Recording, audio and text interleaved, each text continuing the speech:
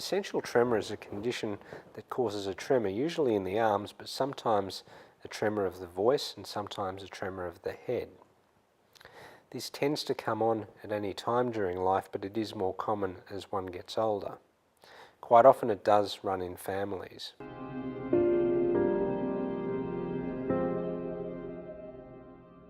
Essential tremor is often able to be treated by simply avoiding things that tend to stir the tremor up. Often this might be a cup of coffee, for example. In very mild cases of essential tremor, no treatment may be required. If the tremor becomes a problem for the person, then we usually try medications such as beta blockers. In most patients, a good benefit's obtained with these beta blockers and they can go about their life in a fairly normal way. A small proportion of patients either don't respond very well to the beta blockers or their tremor deteriorates as they get older, and these are the patients that we might consider for deep brain stimulation. Treating patients who have essential tremor with deep brain stimulation can be very satisfying.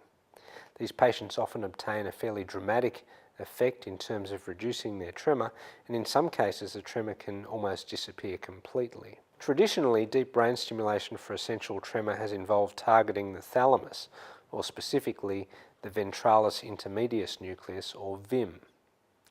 This has been a target that's been used for well over 10 or 15 years with generally good results.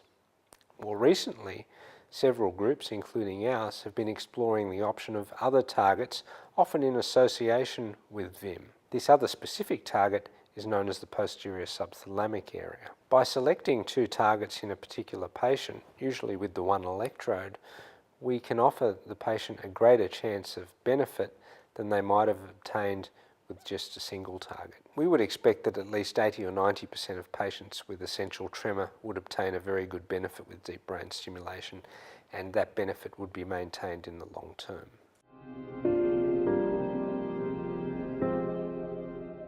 The evaluation of a patient with essential tremor is very important.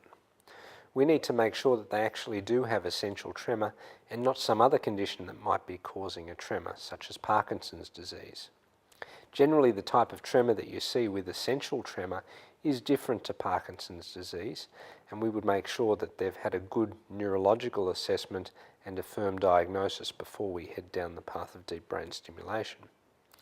We'd also need to be sure that they've tried all medications and that they've failed to obtain a benefit with such medications.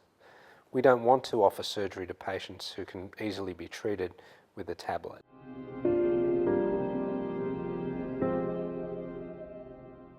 Once we're certain of the diagnosis and comfortable that the patient has tried all non-surgical means, the next step is to get them assessed by a psychologist and neuropsychologist. We need to be aware of any other problems such as depression or significant anxiety, which may have an impact on either their surgery or their post-operative recovery. We need to make sure that there are no structural problems with the brain that would prevent surgery, and also that there are no bleeding conditions or other medical problems that may make the surgery too dangerous.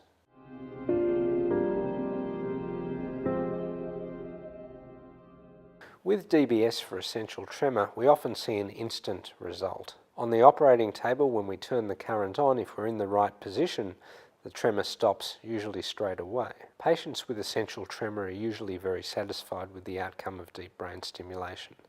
They tend to obtain a very early and often dramatic benefit from stimulation, and in most cases they leave the hospital in much better condition than they came in.